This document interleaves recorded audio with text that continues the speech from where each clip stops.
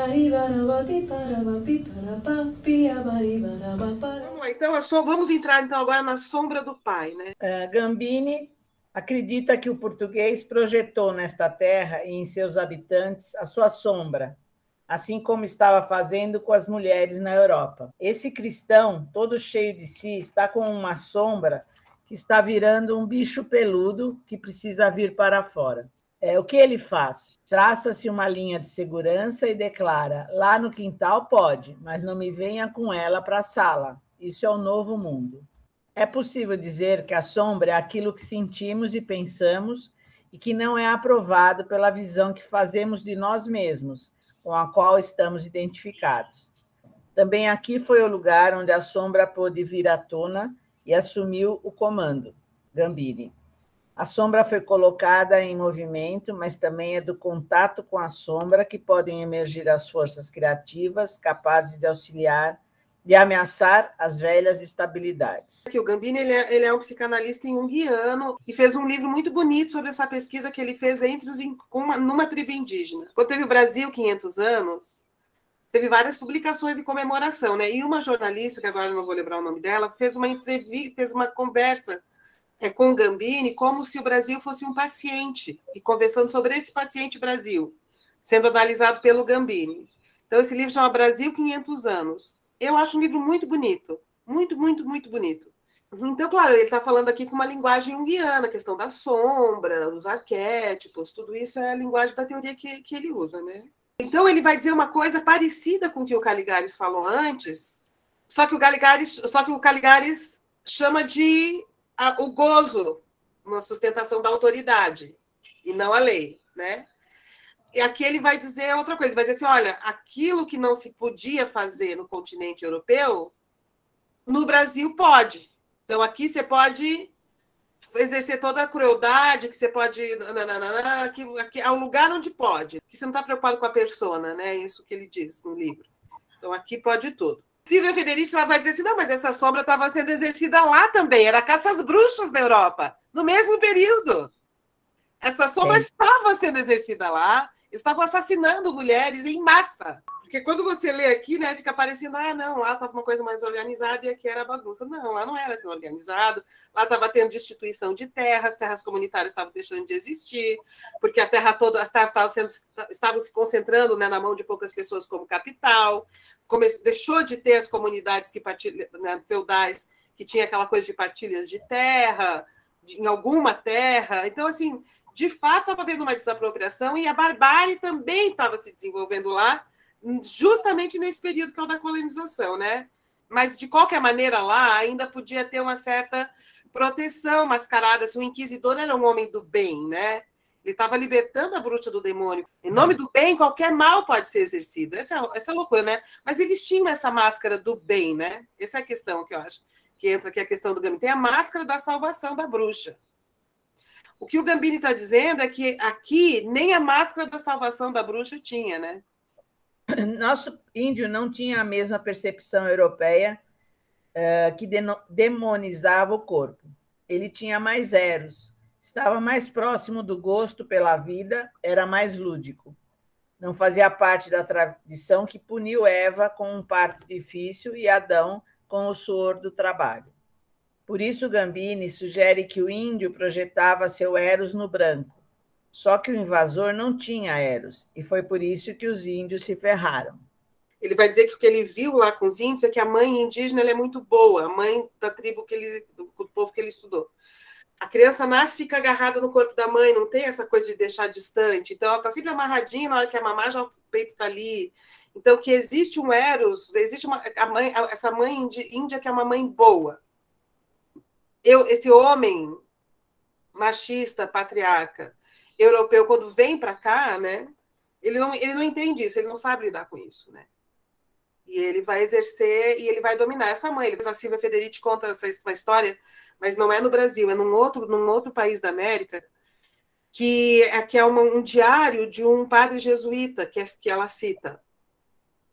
Que o cara conta que chegou lá naquele lugar e que ele percebia que era difícil aquele povo se cristianizar, se converter, porque eles eram muito amorosos demais com as crianças, eles eram muito tolerantes, as crianças não apanhavam, e que essa coisa da criança, então, ser muito livre, muito não sei o quê, que era isso que prejudicava, que dificultava a conversão ao cristianismo.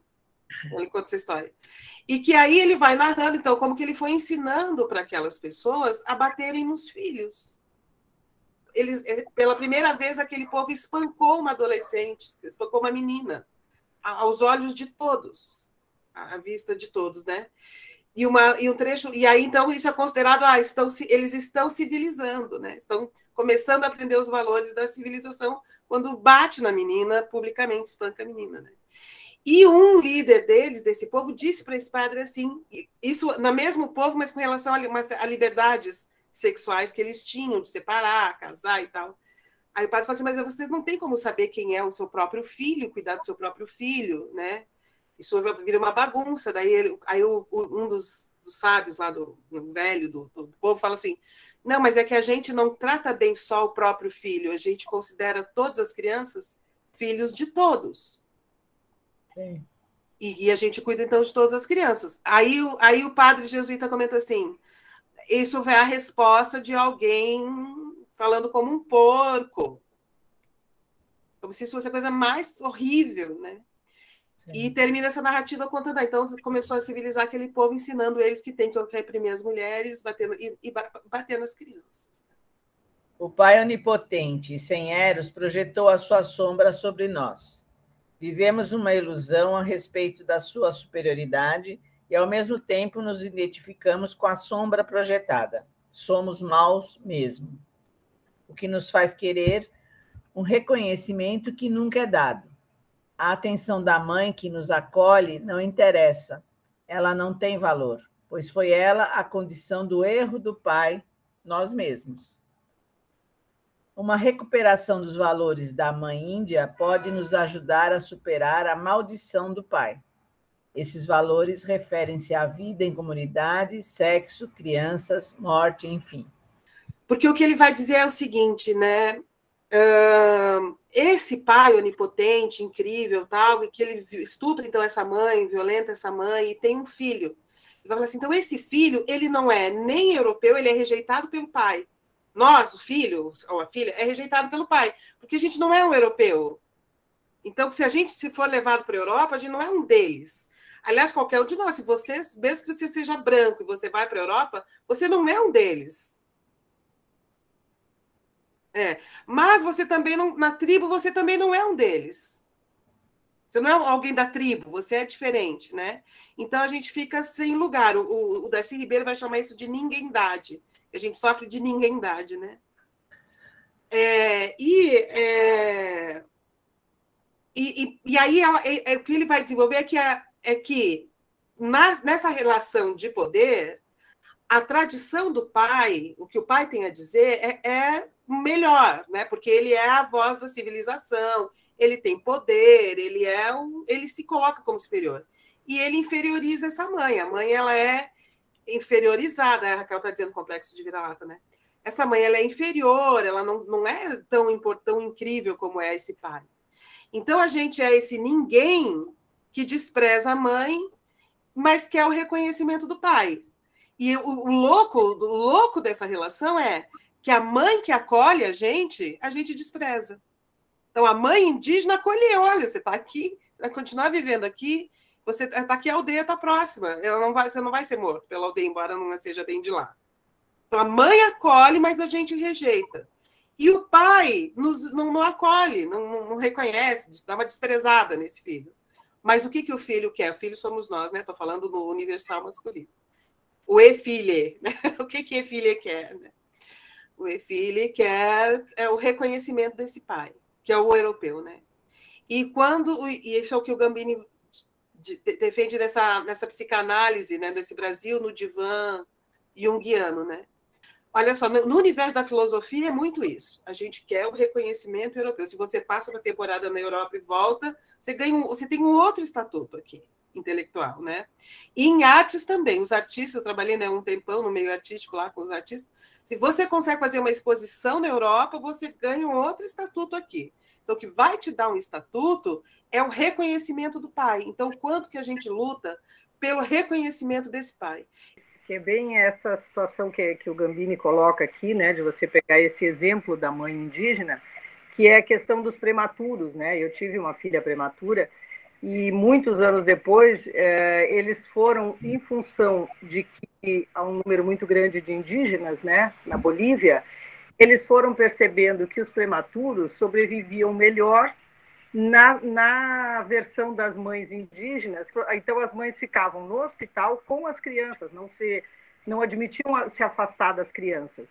E essas crianças tinham um número maior de sobreviventes do que as que eram cuidadas na incubadora, né? Se a gente pudesse ouvir essa matriz indígena em relação a todas essas coisas, a criação dos filhos, sem precisar bater, né, seria muito melhor. Quer dizer, tem um monte de coisa aqui para a gente olhar e para criar uma identificação, criar um projeto de cultura, criar um projeto de cultura mesmo, em todos os sentidos, né? Mesmo com relação ao indígena, assim, o indígena brasileiro, ele não é muito visto, ele não é muito considerado. Você, quando fala indígena, você pensa, né? Você mesmo falou, né? Na Bolívia, o indígena brasileiro, né? Eu fiz toda uma formação com um xamã que é brasileiro, e a gente fazia todas as técnicas que eram feitas na tribo e tal, porque é uma coisa assim, é brasileiro. Então vamos ver, vamos fazer isso, vamos ver como é que como é que eles entendem, né? Por exemplo, a criança, então essa coisa da criança ser livre, e que eles observam a criança, toda criança, não existe um padrão de comportamento que é esperado, ele é observada, então ele falava, bom, se a criança cai, é observado, ela vai chorar, ela levanta e resolve, o que ela faz? Ela procura a mãe. Então, a partir desses comportamentos que iam sendo acontecendo, né, na vida, eles iam percebendo como seria essa criança, como seria esse futuro adolescente e tal. Então, é bem interessante a cultura indígena brasileira, né, que a gente não tem muito conhecimento, né? A gente acha legal o índio americano também, né? Porque depois da colonização europeia veio a colonização americana. E esse mesmo processo se repete a partir dos anos 50, 60, com a chegada do todo o imaginário norte-americano. Então, o índio norte-americano é mais interessante que o nosso, isso se repete, né? Ele coloca essa questão no livro. Quem é o primeiro brasileiro? Vocês já pensaram nisso? O primeiro brasileiro, ele tem um pai português, porque as mulheres não vieram no início. E tem uma mãe indígena. Então, essa é a fundação Nuca para o Gambini, né? Então, no mito de fundação, é um pai português e uma mãe indígena. Esse pai português, se ele levar esse filho para lá, esse filho não é um dos deles, é o filho de uma coisa estranha que aconteceu no Brasil. Aquele povo lá que anda nu, que anda pelado, que as moças têm suas vergonhas expostas, né?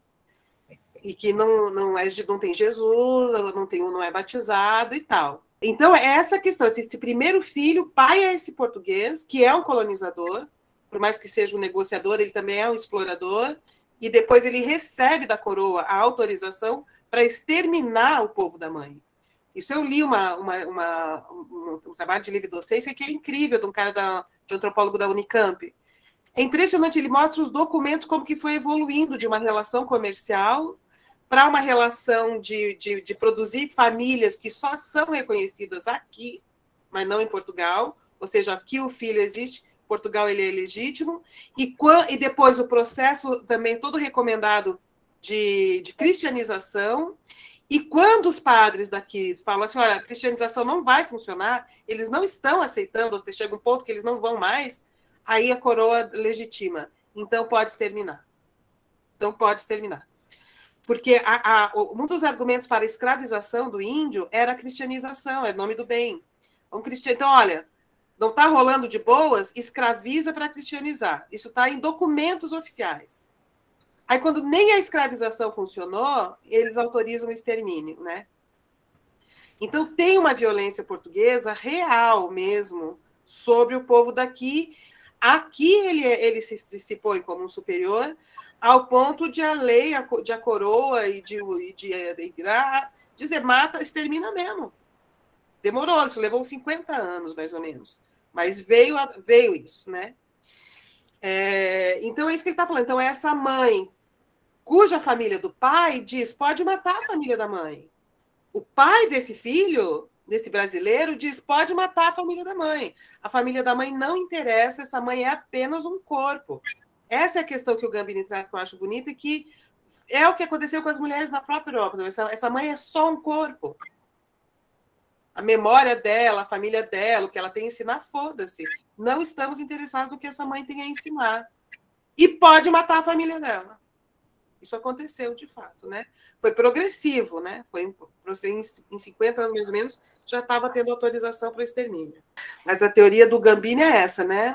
A família da mãe, a memória da mãe pode ser exterminada. Essa é a questão. Então, o pai é superior, mesmo que ele seja inferior no seu próprio mundo lá, em relação à sua própria família que está lá longe, né? Então, o que ele disse? O pai virou o pai português. É a herança espiritual, tem um nome. A mãe é reduzida a um corpo, porque a família dela pode ser exterminada, as tradições dela podem ser exterminadas, o conhecimento dela pode ser exterminado, que não tem problema. Tanto que foi autorizado pela coroa o extermínio depois de certo tempo mesmo. Ou a conversão, na verdade era assim, conversão, escravização e extermínio. Essa foi a sequência. Então, bom, e aí tem esse trauma de a gente querer o reconhecimento desse pai, né? Esse filho, que não é nem de lá nem de cá, esse ninguém, né? O Zé Ninguém, que quer o reconhecimento do pai. Tá? Então, ele diz assim, aí ele vai dizer, talvez essa seja uma armadilha, uma loucura, né, mental, nossa psique está presa nisso. E ele sugere, o Gambini, nesse Brasil, no Divã, que a gente, ao invés de querer formar um espírito pelo reconhecimento paterno, desse espírito português, que a gente forme esse espírito, busque a produção desse espírito pela referência da mãe. Então, resgatar o espírito da mãe para constituir quem somos, né? E o espírito da mãe, o espírito da família da mãe, o espírito da turma da mãe, que é o espírito do indígena, né, dos povos indígenas. É isso que ele vai dizer aqui, tá?